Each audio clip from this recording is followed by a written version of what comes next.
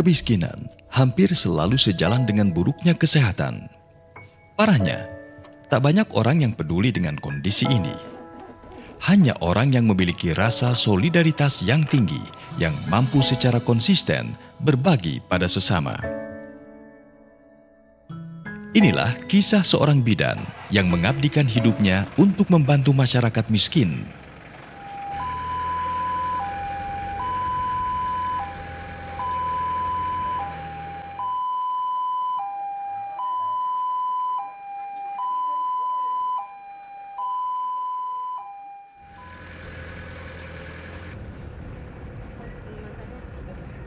Nama saya Bidan Siti Aminah SKM. Saya cita-cita saya sejak kecil memang ingin membantu orang lain, ingin berbuat untuk orang banyak, ingin membantu orang, dan ingin membahagiakan masyarakat.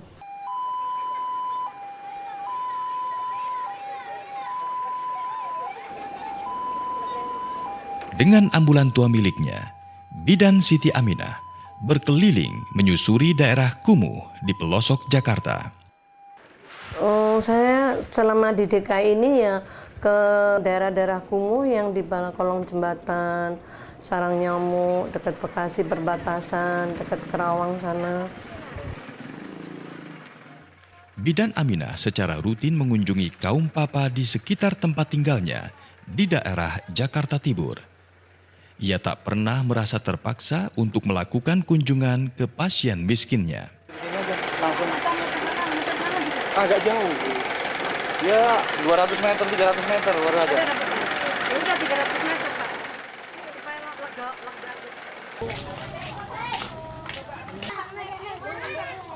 Ini dibantu sama Ibu adanya ya. Mobil itu A300, tapi kan kalau dipakai gitu kan nggak mungkin. Tapi kalau memang saya izinnya resmi itu ambulan. Jadi memang untuk ngangkat pasien kemana-mana, dan itu adalah sahabat sejati saya. Ya, memang saya buat dari baru itu untuk ambulan, karena mobil pribadi harus disulap menjadi ambulan, karena harus dibutuhkan untuk bagaimana operasional kita menolong orang tanpa ada ambulan. Nggak mungkin saya nyari taksi keburu pingsan orang, ya kan? Kalau orang diimpus kan bisa ditidurkan, bisa lapang, keluarganya bisa duduk. Ya lebih sempurna lah membawa pasien dengan ambulan ya. Kalau belum sembuh ke sana cek ya. Ya saya memberikan pengobatan di ambulan itu apa adanya. Ya begitu bahasa sahabat saya bisa berbuat adalah di ambulan.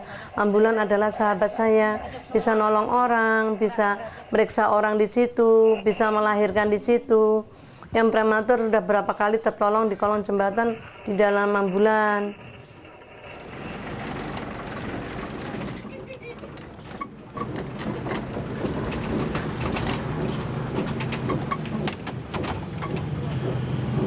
Mogok Jar.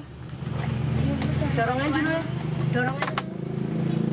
Kamu dorong Bu ya, bantuin dorong. Ya.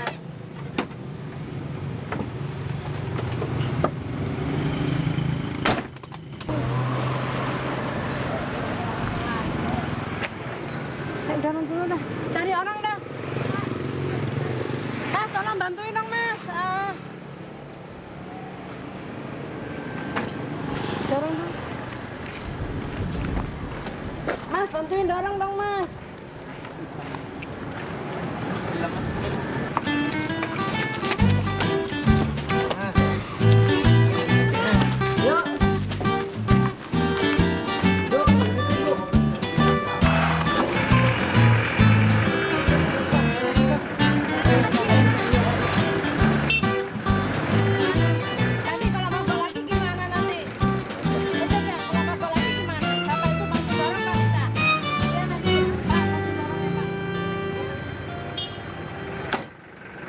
Ambulan saya sekarang didorong mogok-mogok Mas, sudah tahun 85, itu kan mobil pribadi saya bikin ambulan.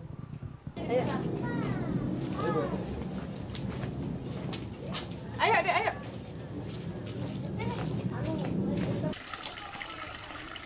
Kadang-kadang kalau lagi musim ini kok pada sakit ke sini kan pada datang ke sini berobat. Saya langsung tanggap, wah di sana ada apa.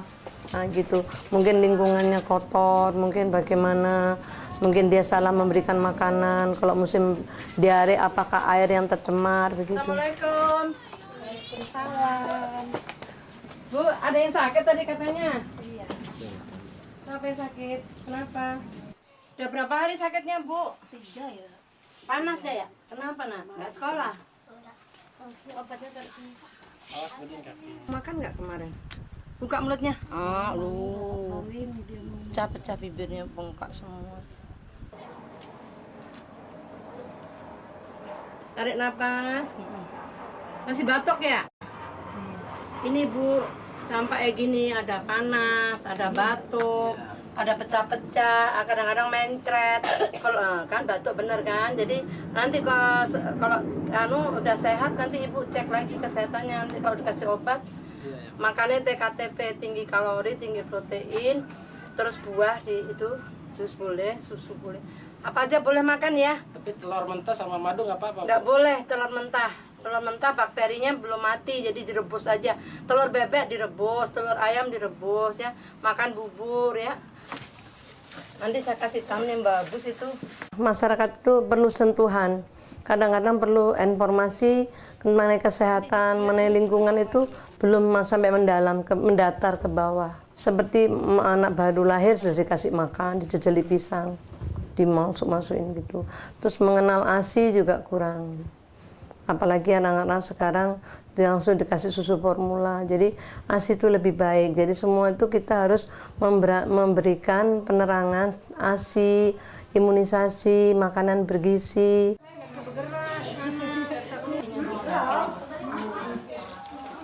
Ini isi-isinya tinggal. Biar memberikan makanan bergizi apa, tapi faktor ekonomi juga harus mendukung. Yang dia tidak bisa menjangkau, dia pendapatannya pas-pasan, dia mau makan aja susah, apalagi mau berobat. Mas tahu waktu saya tanya berobat sudah sekian lama, udah mencet 1 minggu, ada yang taber, ada yang batuk pilek sampai 3 minggu, mereka hanya minum bodrek.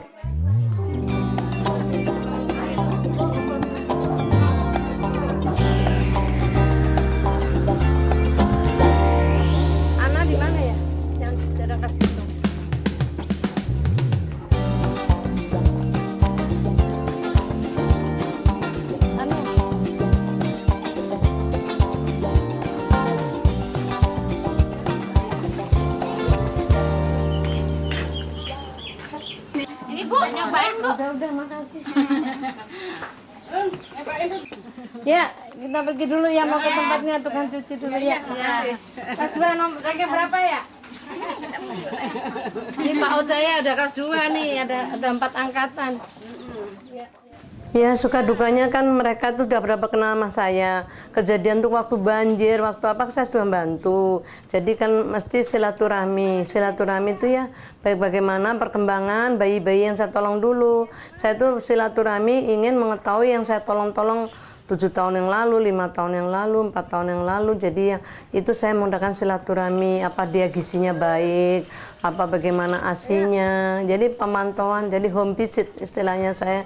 Kalau bidan tuh home visit, jadi silaturahmi dengan kondisi pasien yang saya tolong dulu.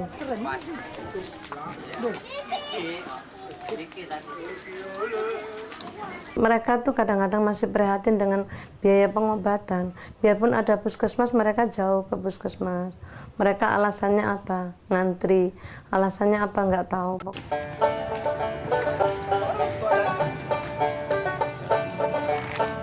Ini kan bekas rumah saya pribadi. Daripada ngontrak-ngontrak udah lama, kita kontrak sana kontrak sini, pasiennya kasihan. Kan awal mulanya kan gedok tular Mas, lawan Jawa itu, oh ditolong ibu tuh cocok. Lama-lama saya banyak pasien dari mulut ke mulut aja Mas. Panas badannya.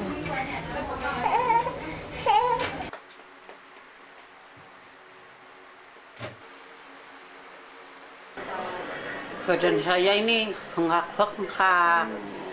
Jalan aja nih lenggoyongan. Saya berobat di Ibu Siti. Ternyata cocok.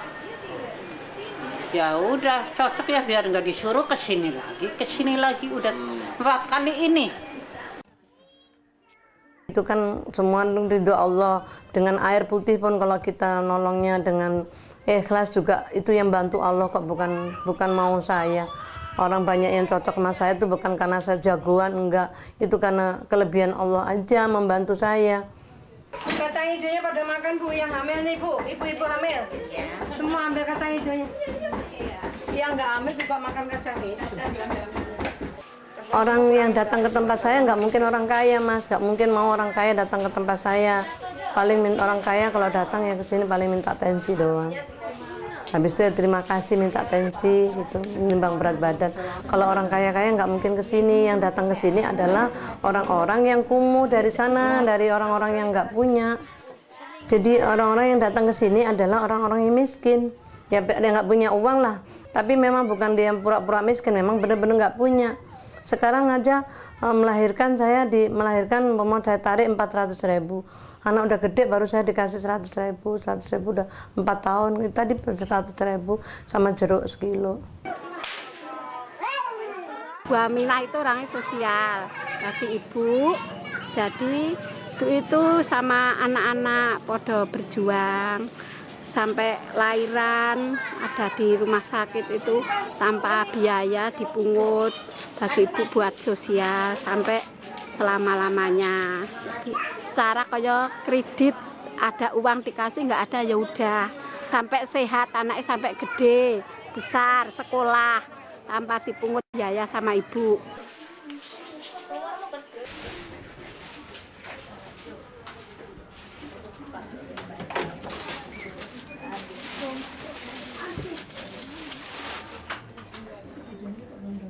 Kalau takutnya kalau ke rumah sakit nggak ada yang nerima, apalagi saya orang miskin, makanya saya mencoba untuk ke Bidan Aminah. Ya alhamdulillah diterima sama Bu Bidan Aminah sampai sekarang, sampai saya udah mendingan sehat. Kilo kamu di sini udah 2-3 minggu di sini dirawat. 5 kilo. 5 kilo 3 minggu. 3 minggu di sini dirawat. Masalah biaya juga saya juga bingung gitu. Terus saya juga orang nggak punya, suami juga nggak ada. Jadi ya untung aja ada Bu Bidan Aminah yang bisa ngerti saya. Posisi saya nggak ada uang gitu. Intinya Bu Bidan Aminah, masalah uang mah itu belakangan, yang penting ibu sehat gitu. Makanya sampai sekarang saya masih dirawat di sini sampai sehat. Ini Ibu Ade, anak kedua.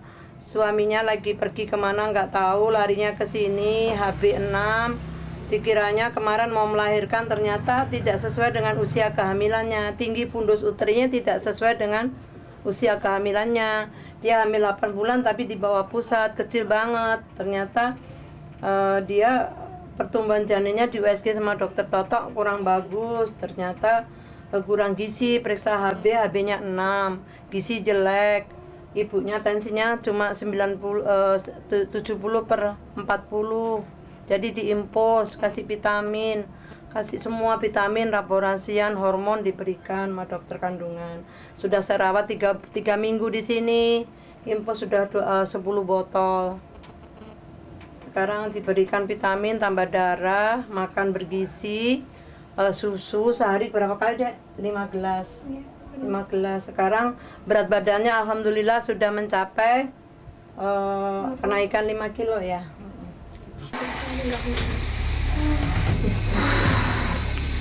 Lihatin di sini, lihatin.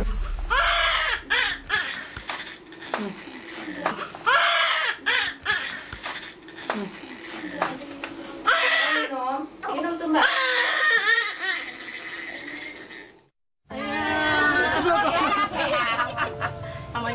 Pengalaman saya seumur hidup ini adalah saya mendapatkan berkah dan mendapatkan suatu bayi yang dimana lahir 24 minggu, yaitu 6 bulan. Berat badannya 7 on, sekian. Dia belum lengkap semuanya, glosoparingusnya juga belum ini. Tertutup, saya bawa lari ke rumah sakit. Rumah sakit besar, perlu ICU, kan napasnya satu-satu.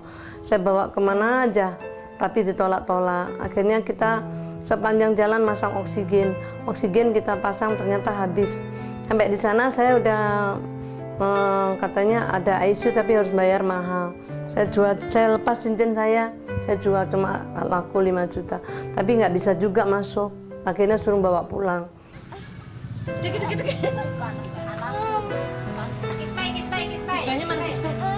Orang tuanya sudah pasrah. Jadi mau hidup apa mati terserahlah. Orang tuanya pulang kampung karena orang tuanya juga sudah tua, nggak ada yang ngerawat. Kalau Ujet itu mungkin nggak ada harapan untuk hidup. Kan udah diponis sama dokter semua. Nggak mungkin bisa hidup. Karena memang belum lengkap kan. Hidup enggak, anak ini nggak tahu, terserah pasrah Allah aja. Sehingga terjadi dipasang sonde saja setahun. Pasang infus hampir 4 bulan. Pasang oksigen 3 bulan. Dia hampir koma 6 bulan. Dan buat inkubator itu sendiri. Nanti bisa panas, kejang. Saya berusaha bikin bank ASI. Jadi ASI-nya pasien saya itu saya tampung. Tiap hari cerit, 1 minggu cerit, sebulan, 2 bulan, 3 bulan. Akhirnya dia berkembang menjadi 2 kilo. Tapi kita melelahkan. Dia kok nggak diambil-ambil Allah, tapi alhamdulillah masih ada napas. Setiap hari denyutnya, jantung berdenyut masih. Terus semakin lama semakin impuls jalan juga. Tapi saya juga tetap bekerja sama dengan dokter spesialis anak, yaitu relawan juga namanya Dokter Dewi, spesialis anak. Ujet itu kan memang namanya cerit-cerit, jadi karena sejarahnya Ujet itu memberikan minuman cerit setetes gitu, impulsnya juga cerit karena sudah melewati berat badannya 2 kilo, jadi saya namakan Niken. Udah 3 tahun lebih baru belajar berdiri.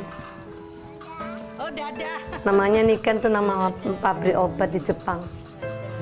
Niken itu kan dopling, obat-obatan herbal yang dimana untuk otak, untuk paru itu kan mahal. Sampai orang perusahaan dari perusahaan Niken itu membantu obat-obatan dikit. Jadi dia ngelihat itu dibantu sekira 2-3 bulan untuk obat otak dan paru.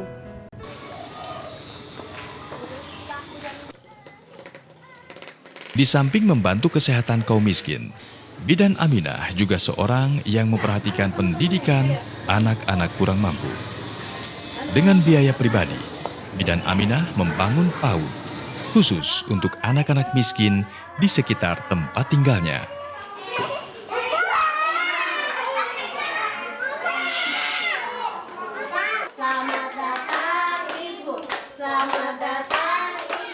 PAUD itu adalah pendidikan usia dini. Jadi usia dini itu mau 3 tahun, 2 tahun, 4 tahun, 5 tahun sudah. Nah, cita-cita saya kepengen itu jadi TK sekalian. Gimana anak-anak, kemarin sudah ditimbang berat badannya? Sudah makan banyak apa belum? Belum. Hah? Kalau PAUD itu kadang tadinya ada kandang kambing. Tadinya saya beli, jadi itu kan memang saya benar-benar menggantikan. Saya beli, kalau waktu banjir saya bikin posko. Lama-lama saya memutuskan kalau gini ini harus saya bikin bukan posko lagi untuk PAUD. Karena apa? Anak-anak setiap saya dipanggil orang ke belakang itu mesti anak-anak main nyungsep di kali. Mesti bermain di kali. Lama-lama saya punya ide bagaimana supaya PAUD itu saya berdirikan supaya anak bisa bermain situ, bisa beradaptasi sama teman-temannya, bisa simulasi sama orang tua. Jadi mengalihkan permainan anak-anak bisa pindah ke PAUD, tidak main di kali, kan berbahaya di kali. Saya dengan dana yang pas-pasan, hanya kemauan, kerja keras, itu aja. Karena dunia anak itu bermain, makanya kita siapkan untuk dunia bermain. Ya itu ada ngaji, bermain, mengenal temannya, ya apa aja. Kalau PAUD biaya itu begini, kan sebelah itu kita kontrakin untuk bayar gurunya. Sekarang siapa yang membantu saya? Jadi ada yang bisa bayar, ada yang nggak bisa. Kan kasihan kalau yang nggak bayar ya kita bantu, tapi yang bayar ya bayar paling berapa, 15.000, 20.000 nggak jelas. Yang penting berjalanlah pendidikannya gitu. Yang penting guru PAUD itu bisa dibayar gitu. Kayak gini nih Bu, sebentar diajari manfaat PAUD ini sangat berarti ya buat kita buat kaum ibu-ibu yang kayak kita lah gitu, dan sangat membantu rakyat miskin kayak kita. Cita-cita saya ya bagaimanapun anak itu bisa menjadi anak yang pintar, cerdas, dan berguna untuk masa depan. Sebagai anak bangsa, sebagai generasi penerus. Kuncinya pada anak bangsa itu adalah generasi penerus itu harus disehatkan. Generasi sehat harus kuat, jasmani dan rohani. Bagaimana membangun bangsa nanti kalau yang sudah tua-tua meninggal, sudah seperti saya juga meninggal, nggak ada penggantinya. Harus ada generasi penerus yang sehat dan kuat, mental yang kuat dan mandiri.